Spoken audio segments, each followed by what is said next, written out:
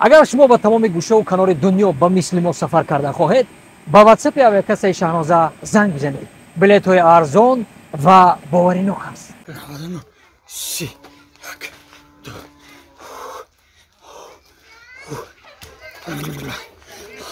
زنک چوی بیار تسر بیار چوی کبود زنک حالا چوی بیار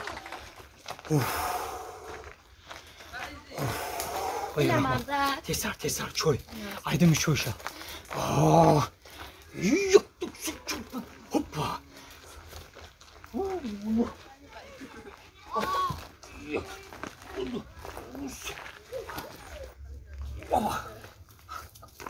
اویا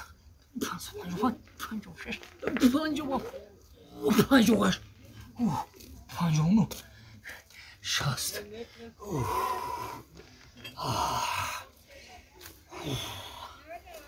کنی ناز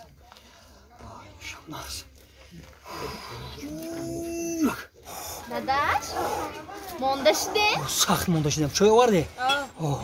چای برزم؟ چه چیز زنک جان؟ چه؟ ای اوشتا ایش کلون های کو نغزم؟ این چیه؟ نغزم؟ اینم مادر چای نغز زنک جان کی آمد گفتی زنک جان؟ همسایه صابیر کدام صابیر؟ همسایه؟ همسایه بلوگی ها؟ نغز همون گاپی کاری کنه ها زنک جان؟ پروانه کو زنک جان یک چای دیگر زنک جان؟ باز کی اومد؟ باز قربانی همسایه قربانی همسایه تمام پروانه که زنک جان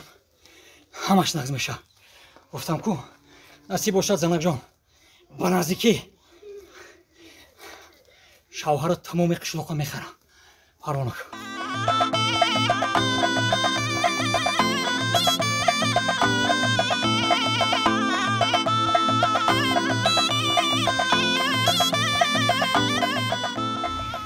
همسایه با گفتن در مسکوه السلام علیکم همسایه جان نازه سوزه تینجه همخی گفتی آخه خودتان گفتین کو راست همسایه نبایدم زد همسایه جان ای مسکوه فرامادم این همی سهر فرامادم همسایه جان همین راستی گفت سمالیوچی را التماس کردم لیوچیکا گفتم همین بالای قشلاق دا فرار مرا هر چی گپ رد نکرد همسایه جان هر سر 80 کیلومتر میدوم 500 تا ارجمانی میزنم باور میکنی همسایه 80 کیلومتر میدوی 500 ارجمانی میکنی من این کارو ده کار ندارم گوش کن قرض مرا کی میتی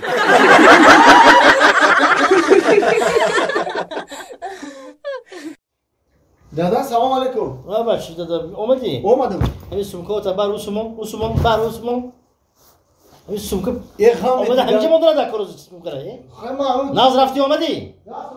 چند پولیش دست کارتوشکا 5 تومان 6 تومان هر خلای من گفتم همون رفت هفته کن دوونیم سامانی این نمیتین دوونیم سامانی همه چی اینه همسایه گرفته آمد 1.5 سامانی کجا گرفته من داوریتون ده میدونی چیکار میکردم 1 سامان میرفتم تمامی مغازه برداشته میومدم خیر شما 1 سامان باید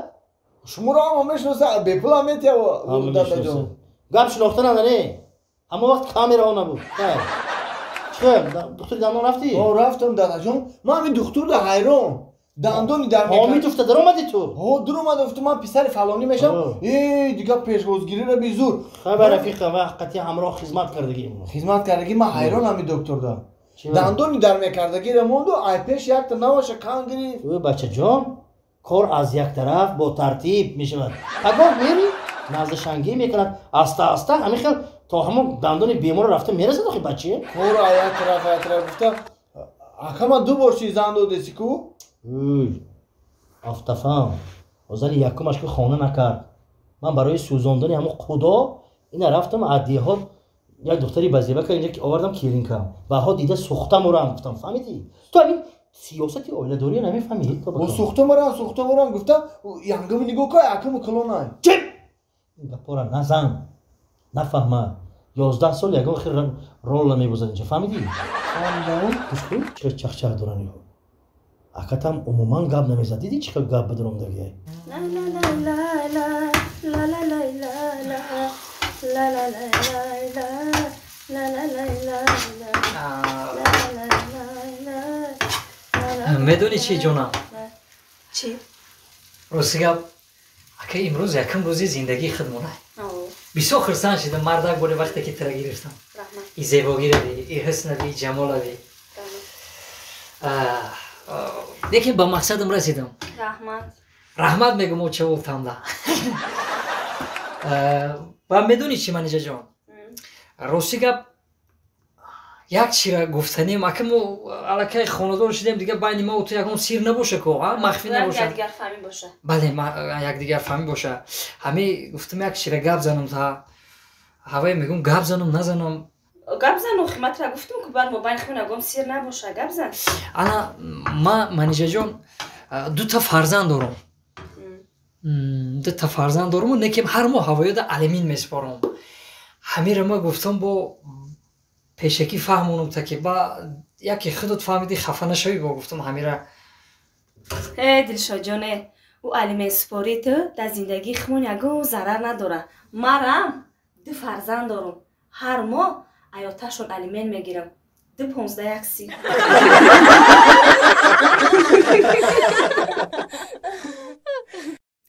مرده او مرده او امروز هم تخمه موندگی ما چجا نکده کو بچه نه امروز هم نبرو ورده این همی سعدی اوانی ویچه که هم پروفسور گفته بود خی زنک همون گفته بود که همی تخمی تای پای مرغ باید در 20-21 روز چجا برو را او با چی برم امرو را اگنه من نمیدونم اخی چی باید کرد میگو مردک یک بار زنگش نمیزنی زنگش بزنم یا بکو زنگ بزن بسپرسش ماله بو پای کارچه ما زنگش بزنم ماله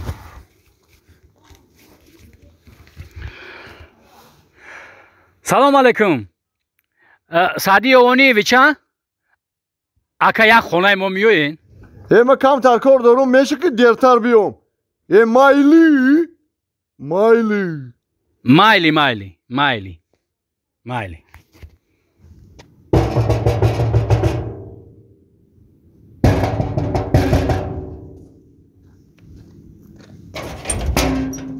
سلام علیکم بیا پروفسور سازه سلامت خوب همه نظر شما نظر سازه رحمت اینجای خاک اینجای همه شما گفته که 20-21 روز ده همه تخم باید چوجهش برو را این همه 3 ماه نگاه داره چوجه نبرآورده هم تخمی موندگی نه نمیرم امروز ببینم اکا مایلی را تو کالو داره نداری آدم اصال میکنه شما نفهمیدم اکا برای چی؟ چی گپای؟ آخه شما تخمی دوشاندگی ماندن کو